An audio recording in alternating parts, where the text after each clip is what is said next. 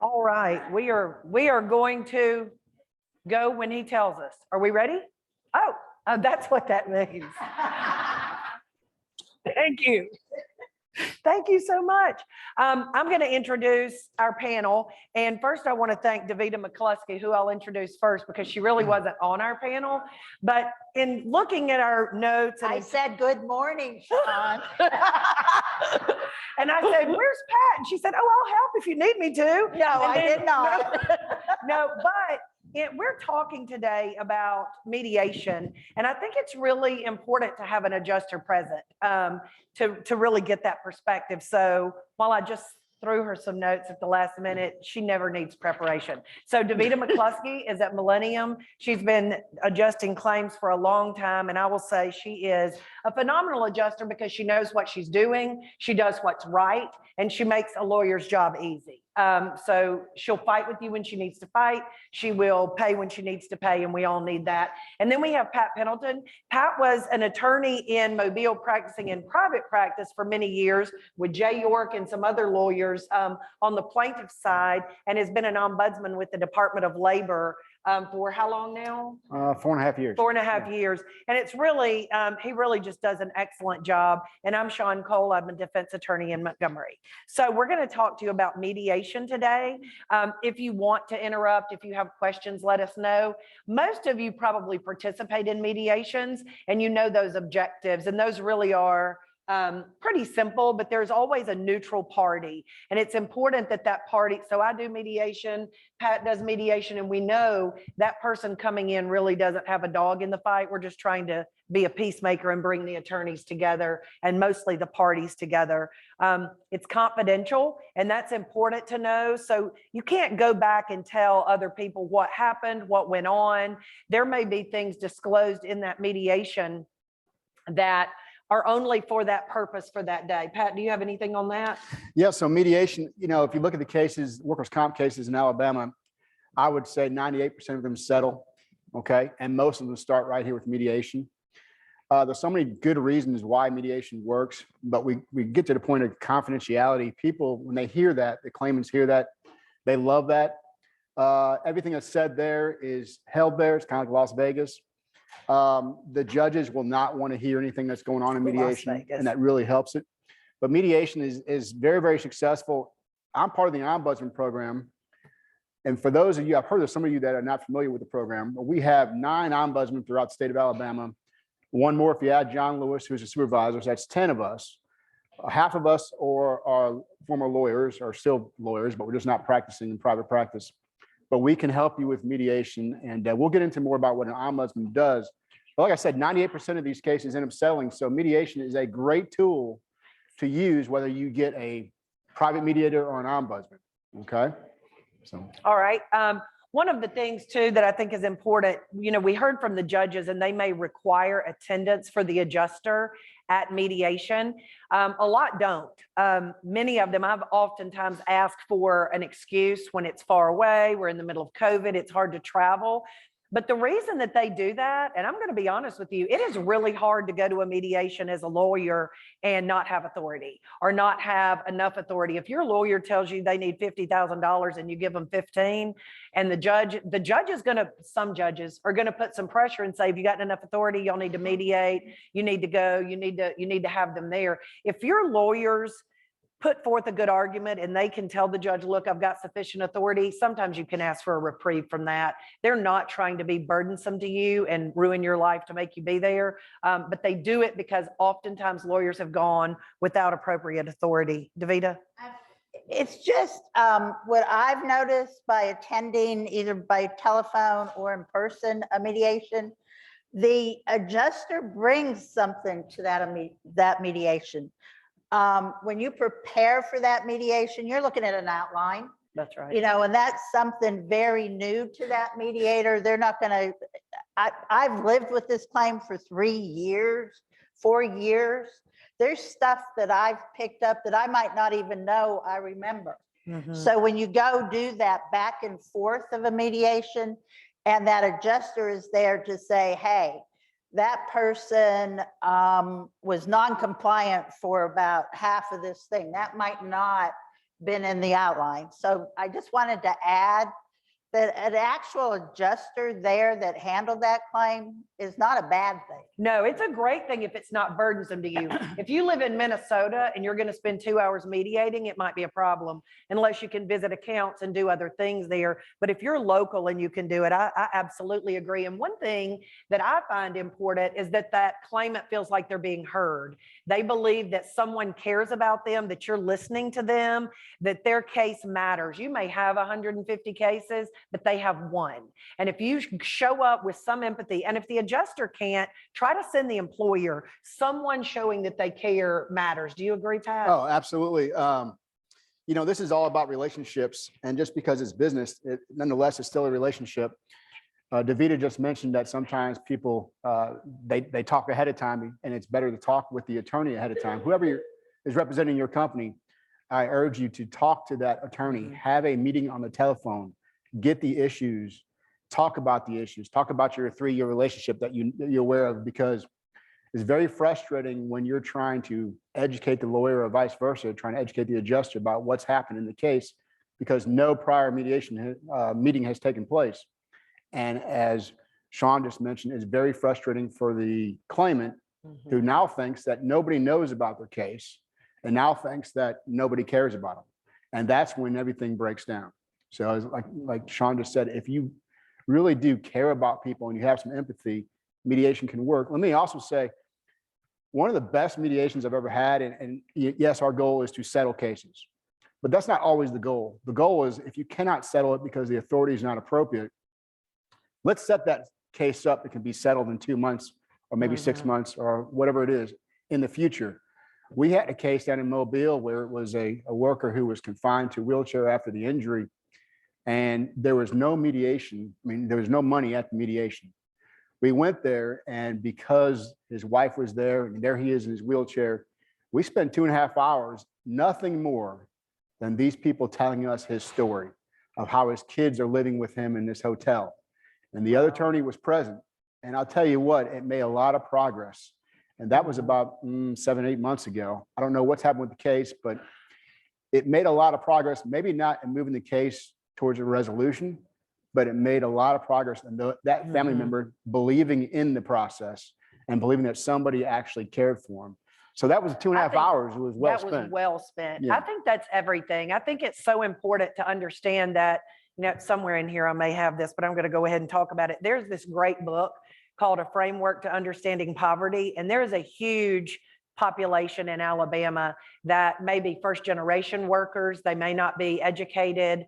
And we don't know where they come from. We don't understand their story. We don't understand that that grumpy man that calls you because his mileage check is late was going to buy his groceries with that money. So when they feel like they are heard and they feel like they're known and you get to know them, even if it's not going to settle the case at that moment, it's absolutely worth getting a first glance at them and understanding what's going on with them. Do you agree, Davida? I do. A lot of times, you know, we'll tell the stories about how, you know, crazy these claims are and non-compliance and all that. But for the most part, you know, a majority of the claims that we see get resolved, get settled, are not a problem. They're really injured and they want to get back to work.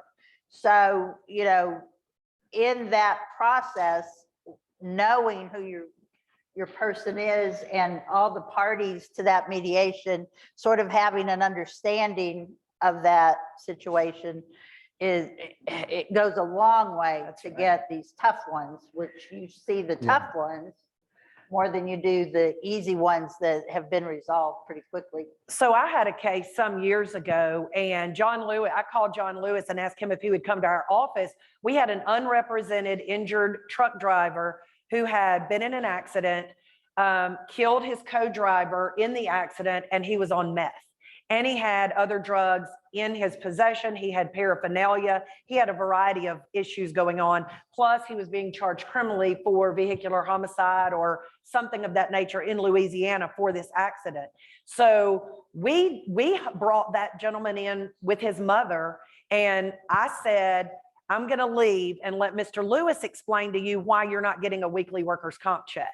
We knew the case was not going to settle that day, but we utilized the system, and Mr. Lewis, I gave my part, I told him the system, kind of what was going on. And then I gave them that privacy, and we ultimately settled that full case. They wanted to settle it that day. And the adjuster and I said, we're not going to do that by phone. We're not going to do that because we need you to understand the magnitude even of your injuries. He had some very significant injuries himself.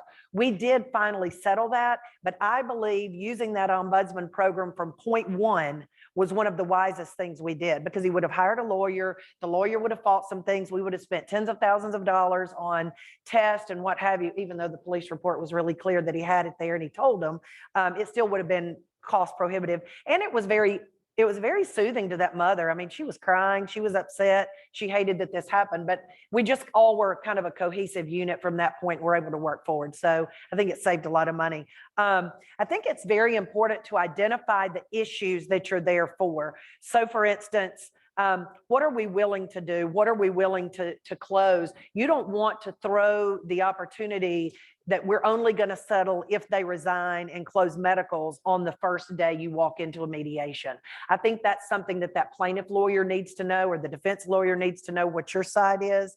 I mean, do you agree with that? I think you kind of have to shore up those issues prior to walking in so they can prepare their client. Absolutely. I think you, like I said before, talk to your lawyer ahead of time, and lawyers talk to your adjuster ahead of time. Plaintiff lawyers have got to, and it's amazing how this doesn't happen on both sides. They don't talk to their clients about these issues. And so you may spend the first hour and a half of mediation hammering out these issues that really should have been resolved a long time ago. So yeah, I think preparation is key on that. Let me go back a little bit. What you said, what was the name of that book? You said The Poverty? A Framework to Understanding Poverty. Okay, so if you're a new adjuster in particular, but even if you've been doing it for a long time, I really recommend this book. Because Shawn and I have talked about this, and I've done defense work for many years, and I did plaintiff's work. But if you realize where most of these employees are coming from, did you know that 80% of Alabamians have less than $1,000 saved? Okay, that's most of Alabama. And I can guarantee it's most of your workers that are out there working with their hands. So when they get injured on the job, it's huge for them. And doing plaintiff work for so long, it's huge for their families. It's amazing how many marriages break up. Okay, suicide, the loss of who they are as a person, not to mention the loss of income to the family. These injuries can be detrimental. Now, I know on the flip side, yes, there are people who fake. I understand that. And we find those people out. And the good plaintiff attorneys will get rid of those cases or settle them for next to nothing. Okay, but for the most part, and I think, Davida, you could help me out here, but I don't think we see lots of fakers. We see people who are desperate. And so I really urge you to read this book, because to understand how Alabama is one of the poorest states in the country, to understand how little money people have, I think it can give you a good insight of where they're coming from. And I heard the judges talk before. There's a great panel they had talking about closing meds. I close meds, and we approve settlements all the time as ombudsman. And who am I? Okay, I have a college degree, I have an MBA, I have a JD degree, but that doesn't mean anything. Who am I to question an injured worker when they tell me when they close meds? Because they have less than $1,000 in the bank. They need a new roof. Their kid needs braces, whatever. I am no one to make that decision. I simply am there as an employee to make sure they understand what the ramifications are and the risk, like everything in life. There are risks to everything. But if you read that book, I think you can understand where they're coming from, because we all can do a better job of understanding poverty and where the average person in Alabama comes from. I don't mean to be getting my soap operas, but I think that's one of the biggest things. I agree. Could we get the name of that book one more time? Excuse me? Pardon me? The name of the book? It's A Framework to Understanding Poverty. You can get it on Amazon. I have about 4 in my office if somebody needs it. I was just going to say, where Pat's going on this, you got to understand what you're dealing with. The first thing I learned as a baby adjuster, I was one of those. So, but what I learned was that when you looked at these claims, and even the value of these claims, you looked at the person's education, you looked at what the job they were doing. You looked at sort of the psychology of what these people were going through.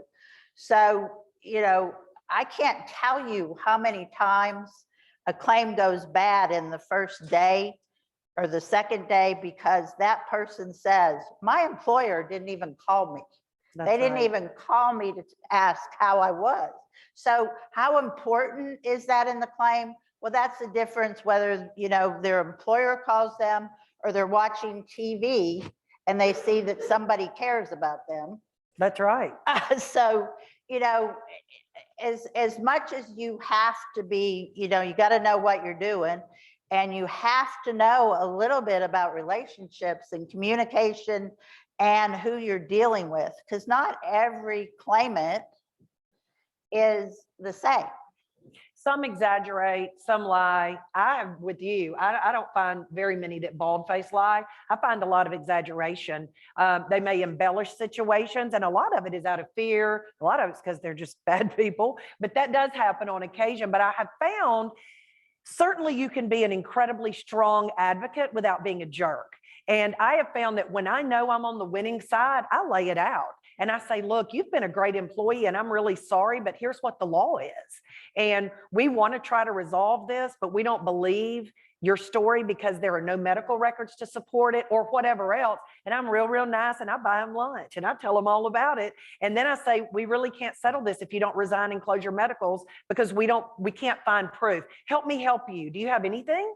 Help me help you. And if they have nothing, then bye, they leave, we settle it and we're done because we've kindly proven to them that they can't prove their case in our position, in our opinion. So there's that option, but you don't have to be a jerk to get your point across and to still be a great advocate, I think. Next slide. So we have options for, am I on the right? Oh, I skipped one, but that's okay. The other one is about private versus the Ombudsman program. And the Ombudsman program is free and it is fantastic. And we always try to use the Ombudsman program when we can, with a few exceptions. There are sometimes we don't. The benefit of some of these Ombudsmen though is that they're lawyers too. And so with that, for any reason you would need to use me or Jonathan or whoever else may be a private mediator, we still have that same benefit with the Ombudsman, but they're free. Do you want to talk about the difference in those at all? Yeah, I think, well, either way is good. I mean, you can go with a private mediator or go with an ombudsman, but we are provided by the state. Okay, they are free. That's a big advantage. I find that injured workers have a larger degree of confidence in the mediator because I have the Department of Labor title behind.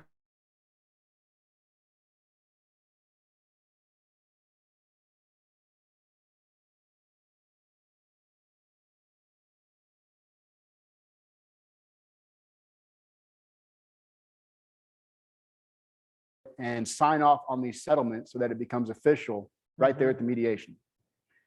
The other way to do it, if you're not doing with an ombudsman, is you settle the case, you call the court up, or you call an ombudsman up to get it approved at some point in the future. Now, what are the risks that happen in between that period of time? Somebody could change their mind. That creates a problem. And what's happened a couple of times, sadly, is people could die before it's approved. That creates problems as well. So that's a practical approach that ombudsman can give you the added degree of security and the fact that your mediation is solid immediately following the mediation. I will say too, if you use an ombudsman and you feel certain that you may reach a conclusion in that case and you've got a defense attorney, I would have settlement documents drafted with some blanks for the amount and the issues and what have you, so that you can actually have a rock solid, more than just a quick handwritten mediation statement of what's resolved. I think that really shores up some issues. Yeah. Davida, anything you have to add to that? Nothing? Okay, next. Now this one. So when I do mediation as the mediator, I ask for a lot of information up front because I don't think I've spent more than 3 hours on a mediation where I've been the mediator because I get all this information up front. I think that the parties need to ascertain that average weekly wage, the date of injury, because sometimes that's in question if there's a statute of limitations issue.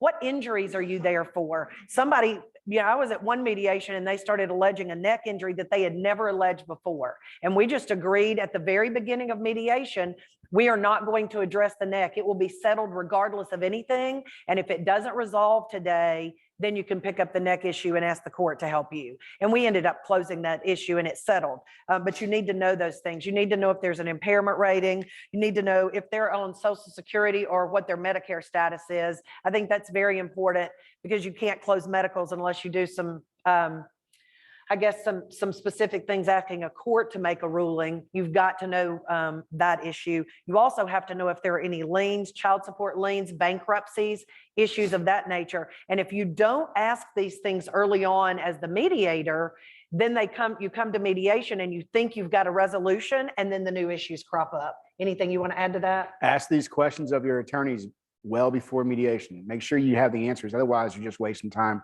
and paying money out that doesn't need to be paid. To the attorney to try to find this stuff out. Find this information out ahead of time if you're the adjuster. Well, and that's one of the things, when you have to spend so much time dragging out basic issues or someone making a phone call to find out, or they don't have the life expectancy chart with them, or they've not looked up these issues, you're going to spend 6 hours instead of 3 hours or 2 hours. Sometimes they resolve very quickly. Because you've gotten all this information up front. I'll already work the calculations. I know the ombudsman, every time I've ever had a mediation with an ombudsman, they've already worked out those calculations. They know the demands that have been made. They know the offers that have been made. They know the judge, all these issues. And if you want any of this information, I'll email it to you. Just let me know. Okay, next slide. So recommendations of the parties. I know that when Fred and Clay spoke, they talked about putting it off for a few days if necessary. You go to mediation, you don't resolve it, but give it a few days. That does work. That oftentimes works quite well.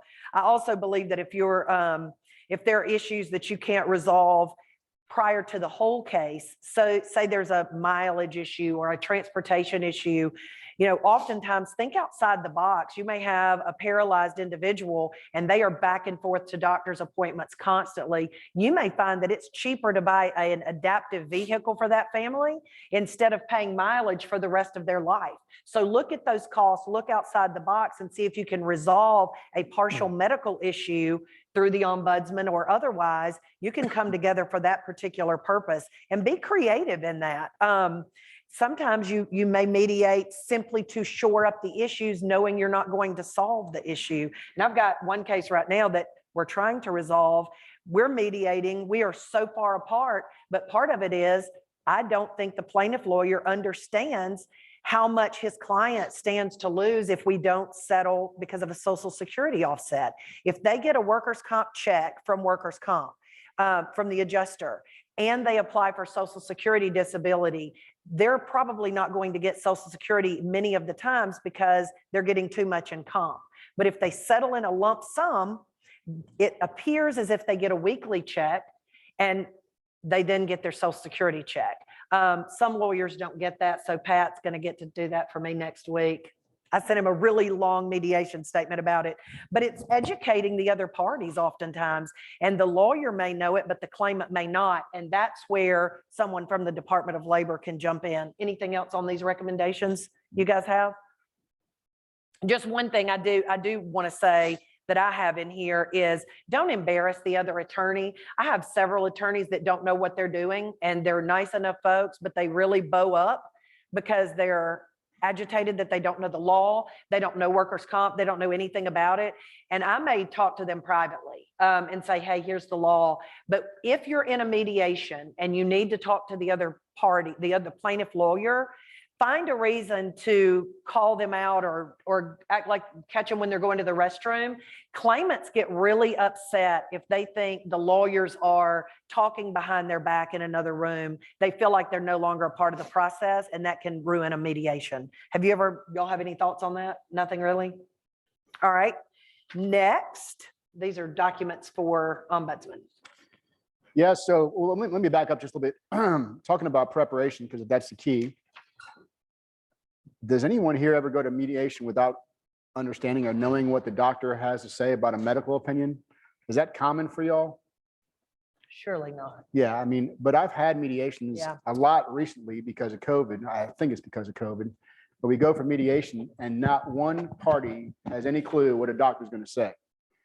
I mean, so you have, well, I hope the doctor's going to say this. I'm way up here. The other one's way down here. we're not gonna be able to resolve that, I don't think. It's gonna be very, very difficult. So ask your lawyer to get those opinions. You may not want to get them because they may be bad, but you don't have to disclose them all the time, but at least know where you're standing. We had a question from the audience. If the adjuster elects to provide a vehicle for the injured worker versus paying for transportation, aren't you opening up other liability issues? And will the adjuster have to pay the insurance? Those are issues to be negotiated. I mean, I would say that you enter into a true written settlement that you could pay part of it, but I would just say, we'll give you X, we'll help you do X. And then we never pay for transportation and you take full responsibility and liability for those issues. But that's just something you have to work out. I mean, it's just strict negotiation, whatever you put. Any other thoughts on that? All right. So we'll go to the documents for the ombudsman. If you call the ombudsman program and ask for an ombudsman, we're going to have some documents there. We can draft the memorandum agreement. I draft it by hand after we get done with the mediation. And then what we usually do is I'll draft it by hand, and that's a good document to use. And I'll put in there, well, because 9 times out of 10, the defense counsel wants to prepare additional documents that more fully state what is being settled and the terms of the settlement. And I'll put in there a line that defendant will send additional settlement documents and plaintiff will sign. And so then the defendant can send additional documents a week later or whatever it is. But this memorandum agreement, if you go to the memorandum agreement, that's what we typically bring with us. And we check mark each one of those.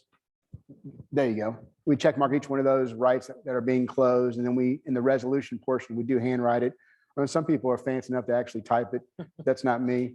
But we bring that, and then you could also do your own.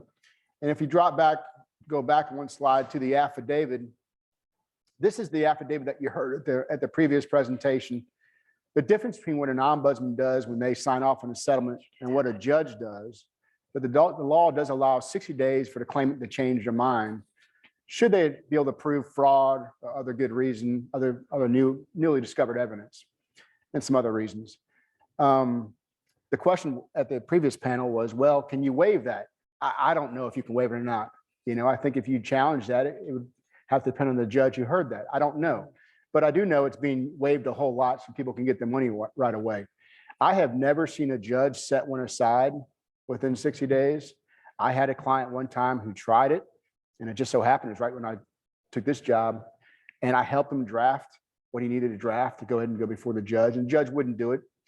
The judge gonna make them bring back all the money, and they're gonna make them have to prove their fraud or why in the world this thing should be set aside. So yes, the law says 60 days. I've just never seen it happen.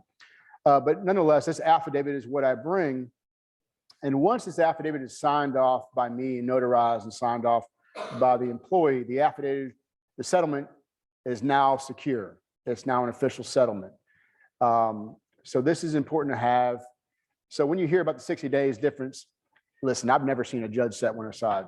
So I think it's 99.99% done at that point in time. So let me give you the one time I know it's happened. Oh, really? In Russell County, a now retired judge, a settlement was done without a lawyer through the ombudsman program.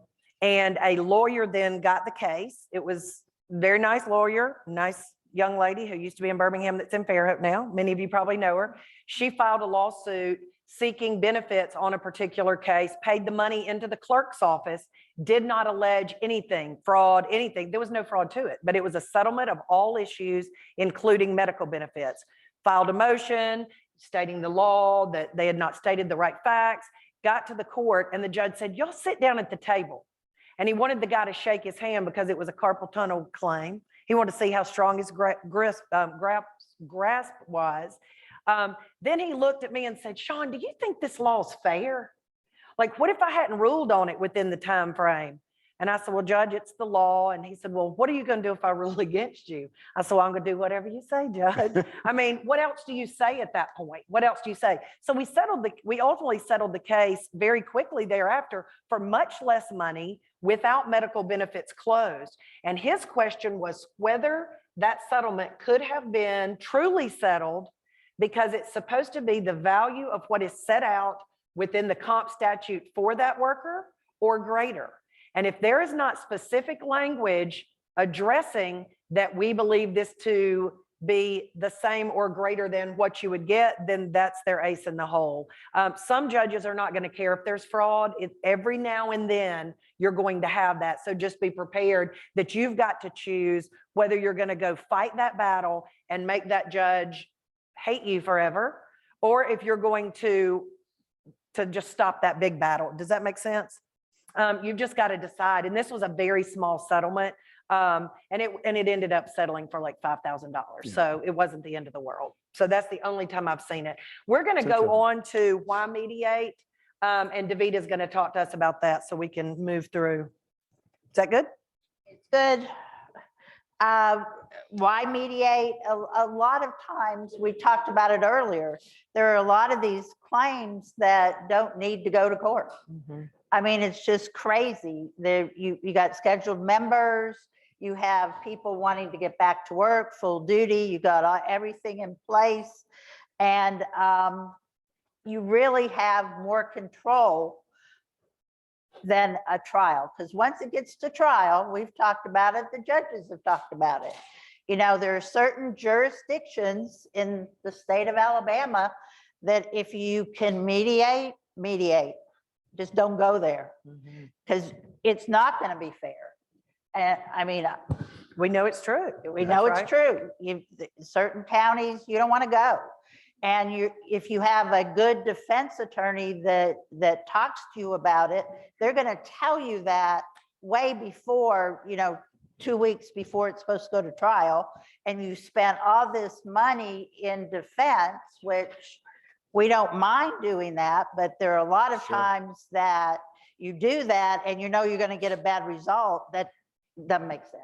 That's right. So cost savings, it's cheaper. You get the mediator. To me, it's a win-win. To me, a mediation is a win-win. The person injured, hopefully they're back to work. I tell claimants all the time, your objection here is to get better and get back to work. I mean, that's what you're trying to do. I mean, I'll say that. Isn't that what you're trying to do, is to get back to work? Yeah, but what about my settlement? So if you get that mediation in the works, they're back to work, you have a rating, simple, simple, simple, get it done. A good claim is a closed claim. So the injured worker can feel like somebody's listening to them. We've talked about it over and over and over again. Everything is laid out. I went to a mediation in Mobile and I was sitting there and I had been pretty clear that this guy lost his foot. There is no doubt about it. He had an injury, but he had other issues. I mean, I had him on surveillance going to his regular liquor store, and he was pretty, his poor mother redid her whole house and he kicked her out of the house. I mean, we're talking about a jerk. I mean, there's no doubt about it. Well, we get to the mediation and I'm talking about this claim and we're going through the mediation. This wasn't ombudsman, it was a mediator, because this guy just wouldn't listen to anybody. So we were sitting there, his whole thing was, at the end of it, we got everything resolved and he said he wanted to come talk to me. And he said, I just want you to know that you hurt my feelings when you told me this claim was not about me playing basketball with my grandkids. I said, I don't remember saying that, but if I'm sorry, if that's what I said. He said, okay, I just had to get that off my chest. And that was it. That was it. So, I mean, there's some human components of this whole thing. When they can get their say, I mean, all he wanted to do is tell me that he didn't like it, that I told him that he couldn't play basketball. And this guy was a nice guy. I mean, he and I got along fine, but I knew his expectations were going to be way over. And I attended in person, and I felt good about the outcome because he got what he deserved. He got it off his chest to tell me that he didn't like what I said, and I got a claim closed. So we were good. I think something else that's good about why to mediate, I think it was Fred and Clay that Fred mentioned getting matters court approved in Huntsville because the judges know that the city of Huntsville is going to pay what they owe. And I think it's important for our judges to know that we're not fighting every battle. They get really tired of that. And if you have a reputation of fighting everything, then they're going to look at you more skeptically when you're there to try a case. So for instance, if I was having lunch with the plaintiff lawyer, Bill Abel, and with Judge Hardwick in Montgomery. And I said, when you see me fight, there's a fight to be fought. We feel like we don't get a fair shake with most of the judges in the state. We pay when we owe, and you need to know if we're fighting in front of you, it's because there's a fight. And they need to know that. So when we mediate, when we request an opportunity to mediate, we need to explain that to the parties, to the client while we're doing that as well. If there are some judges that don't like to close medical benefits, and there may be some negative things about the claimant. We've caught them in surveillance, doing something they say they can't do. There are other things of that nature that we bring up at mediation that becomes a part of why we're able to settle the case. And when you are there to settle a case, we don't need to leave it up to the claimant's lawyer to explain why they've recommended this kind of settlement. The defense lawyer needs to step up and do that because sometimes there are bar complaints against those plaintiff lawyers if they have to give too much information. So keep that in mind as well. And I think next, I think there's only one more thing is scheduling that mediation, what Shawn has on the outline here, is that mediation schedule is way more flexible, way more flexible than the trial court, and COVID hasn't made that any better. That's true. All right, next, Pat's going to talk about random information about mediation. Yes, so how does mediation work? Has everybody here been to mediation? Or I'm sure y'all not been to one? Okay. Well, this is how it works. It's going to be for comp in Alabama. It's going to be 1 to maybe 4, maybe 5 hours, depending on what's going to happen. It could be longer, but typically that's where they run. We usually start out, we just don't do opening statements anymore. Most people don't do them. I haven't seen them done in probably 10 years. But what we do is we have a little joint conference. The mediator will typically introduce himself, and then both sides separate. You'll have the plaintiff with the employee, plaintiff's attorney with the employee, and the defense attorney, and they may have the adjuster there. They may have them by telephone. We separate.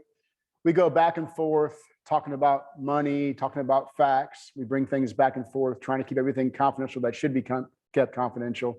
And those caucuses last, like I said, maybe an hour and a half, maybe 3 or 4 hours. And at some point in time, we either reach a settlement or we don't. If we do, then we usually come together, we get the documents together and we sign off. And if we don't, then we keep in communication with both sides. And maybe in a couple of weeks, maybe we can in fact resolve that, or in a couple of months. That's how it happens. There's no real secret to it. If you go to mediation, and Shawn, this is why, one of the reasons I like Shawn so much, be upbeat about it, be empathetic to the person on both sides. Because if a case is going to settle, it means that neither side is happy. It means that you paid more than you ever wanted to, and they took less than they ever wanted to. Otherwise, why would we ever want to mediate? It just doesn't make any sense. So that's how our mediation, in short, happens. If you've never been there, I hope that explains it. It's not brain surgery. It's a very good process. And I urge you to get it set up. We used to do opening statements, but those just don't work anymore. I remember when I was a baby lawyer, I was in Mississippi, and I was licensed in Mississippi as well.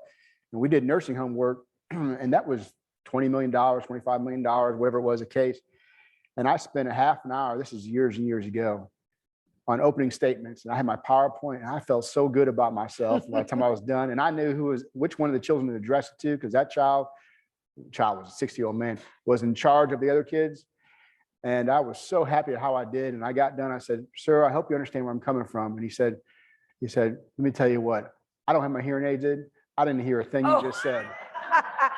So I went from feeling so good about myself to, wow, okay, I have to watch out. So that one didn't really work too well, but in general, they really don't work that well anymore. Opening statements, all they do is aggravate people. If you are going to have an opening statement and you're an adjuster there, please don't say anything to aggravate the other side because everything will go south from there. That's why I think probably don't say anything at all, just separate. I agree with the opening statements are typically not used and are not effective now because oftentimes people would go in and try to argue their position. This is why I'm not going to pay you what you want. Instead, you go in and say, you may not love our first opening offer, but this is a process. We really want to get this resolved. We understand that you were injured. We're sorry about that. You've been a great employee, even if they haven't. Be nice to them about it. If you're going to say anything, I have people sometimes that just want to lay their eyes on the claimants because we're doing early mediations. And so they haven't deposed them or met them in person. And so sometimes we will do a, hey, just want everybody to meet each other before we get started. But it's not a time to argue your position, because then you put up a barrier and you're wasting everybody's Right. time, I think. All right, next, just some practice pointers. Have a plan, but be flexible. And by that, you may want to start at 9 o'clock and finish by noon, but you may have someone that hit traffic. You may have someone that thought they would get their documents, but they're going to have to be sent to you. Just understand that no one's perfect and there may be some things that cause a delay. Know the law before you go into mediation. I can't tell you how many people have come in and been so adamant about the law and they're just wrong.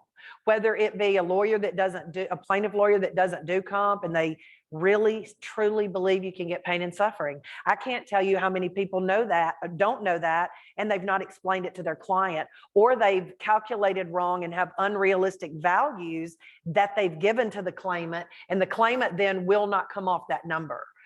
So know the law. And if you think the other lawyer doesn't know the law, educate them before you get there without being rude. I had a really nice young lawyer from Birmingham a few months ago, and he filed a lawsuit and the complaint was faulty for a variety of reasons.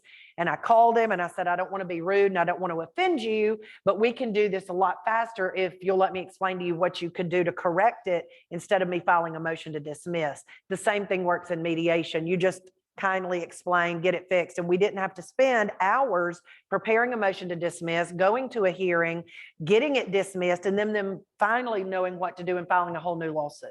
So sometimes it's just about communication. And that goes to with being courteous to the other parties and not being a jerk. I think it's important. And be realistic. I know a lot of people don't want to pay for claims because you're mad, they're not nice to you, but a bad case is a bad case. A PT is a PT, and someone that has an inability to walk on uneven ground is not going to go back to working in the woods. It's not going to happen. They can't climb on roofs anymore. There are some things, if you're realistic, you're going to spend a lot less money on legal fees if you'll just take that advice early on. Anything on that, you guys? No? Nothing else? No, it reminds me of speaking of a bad case is a bad case. Just be fair about it. I approved the settlement one time. It was only about 2 months ago. And this lady, it was $2,500. It was a back injury. And it was a legitimate claim, but she couldn't get an attorney to handle it. And she didn't really want to pursue it. And there'd been 2 orders by the doctors for surgery, and no lawyer would handle it. So what do you do? And I talked to her and I said, look, this is not really an appropriate settlement under the Workers' Comp Act in Alabama. I said, why do you want to go forward with $2,500? And she explained to me that her mother was dying. She has no money. She has to get her mother home. And I tell you what, I went ahead and approved it because that is more important. That is what, to me, is in their best interest than having a back claim that may be resolved in 2 years and may never get a lawyer and may never get a doctor on board like they say the doctor's on board. Once again, who am I to judge that? But I did call the defense attorney up and I said, look, I've reviewed this claim and I love you. He's a great guy. I said, but this is not fair. He said, you know what? I know it's not fair. He said, but this is what my adjuster gave me. So I'm asking you, when you see those kind of things, and you had the discussions with the claimant, you try to be a little bit more fair than that. Okay, obviously, if there's somebody's faking whatever, but this one was not one of those cases, and I really felt bad about it, but this lady really wanted it to be done. And so we did it, and that's one of them, the whole system, I think, failed that lady. Okay, they put her in a bad spot. But so adjusters, remember what Shawn has just said, be fair about it. Yeah. And if you're fair, the judges will remember it. There are attorneys down in Mobile who seem to want to try every case. And these cases don't try very much. I mean, like I said, 98% of all these cases settle. But the same attorneys want to try all the cases. And those judges know why those attorneys are there. The defense attorneys, they're not there because they're being fair. They're there for other reasons, for the most part. Okay, Well, the one I'm mediating with you, it's because the fee is either 30,000 if we settle it for a very fair amount, or 70. Yeah. And he wants his 70,000. So Yeah. you got a lot of work Yeah. next week.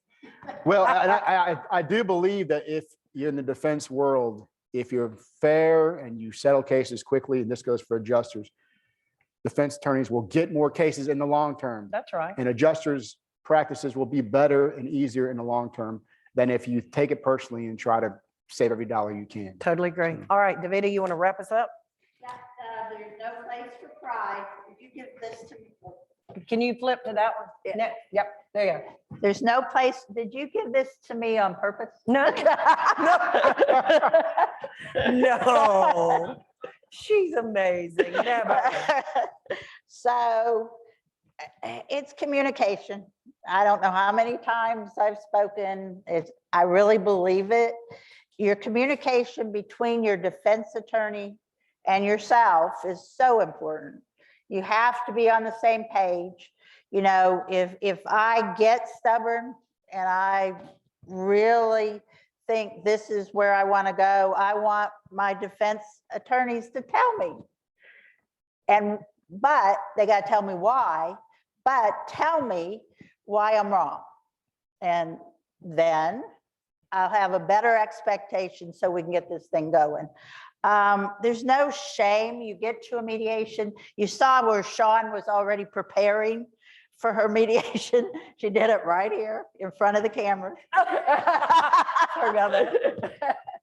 So, you know, that communication has to be open between your account, your defense attorney. You have to know as an adjuster what you're doing. You have to value it right. You got to figure the average weekly wage correctly. I mean, you're wasting a whole lot of time if you go through a claim and every time, every little detail needs to be mediated. It doesn't. There's usually, it's about money and about people's lives. But I mean, we have a guideline where we're going, and a lot of claims end up in the same place. You know, where you know you got a lot of work to do is it's 600,000 is what is the demand, and you're going to offer 2,500. Don't even go to mediation until you talk about that with your defense counsel and you get the right expectation. Give your defense counsels the right information so they can prepare. Don't spring it on everybody at mediation. You should know by that time what's there. So when you go into mediation, your new information would be something that you need to consider that would change your whole idea. Maybe it is a $600,000 claim.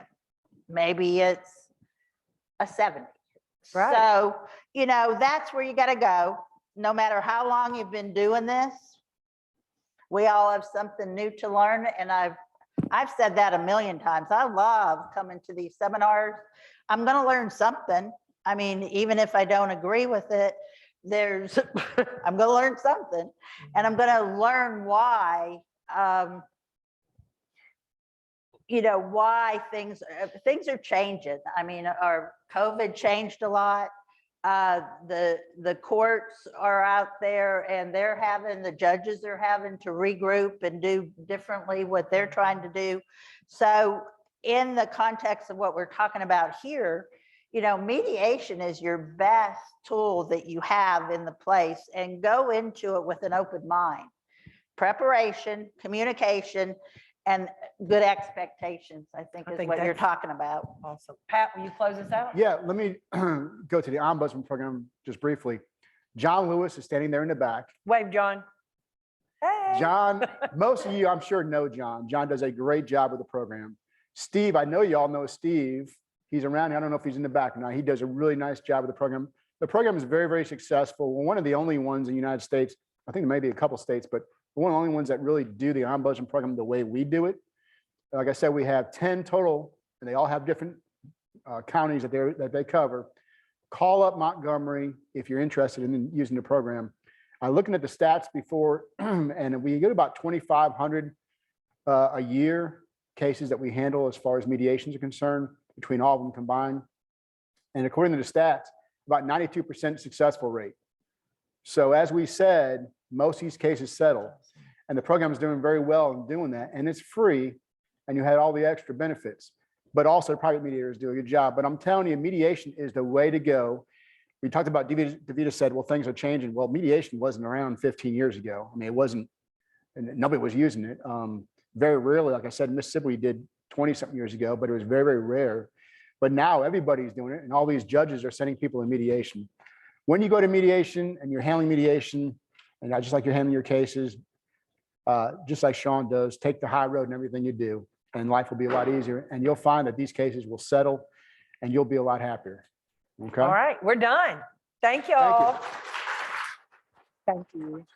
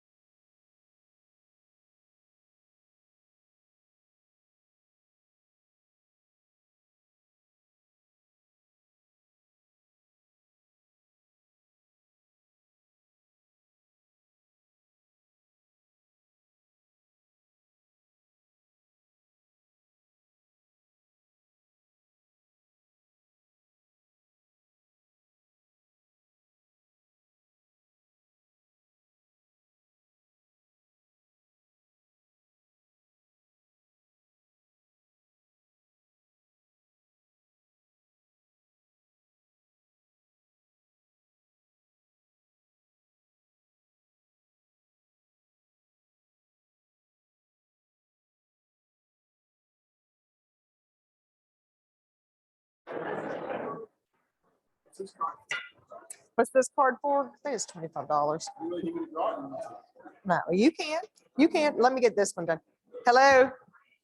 All right, virtual attendance. Hello.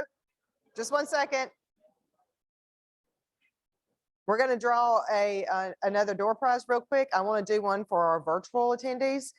One more. So listen up, virtual. From the movie, It's a Wonderful Life. What does it mean when a bell rings? We're going to take number 4. Correct answer, number 4.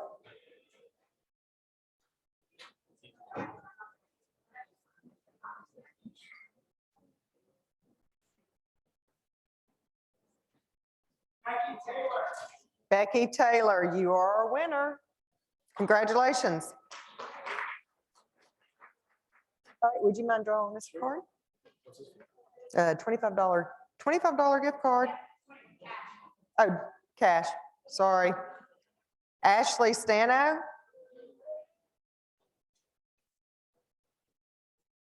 Thank you. All right, y'all enjoy break. Come back, we have more prizes.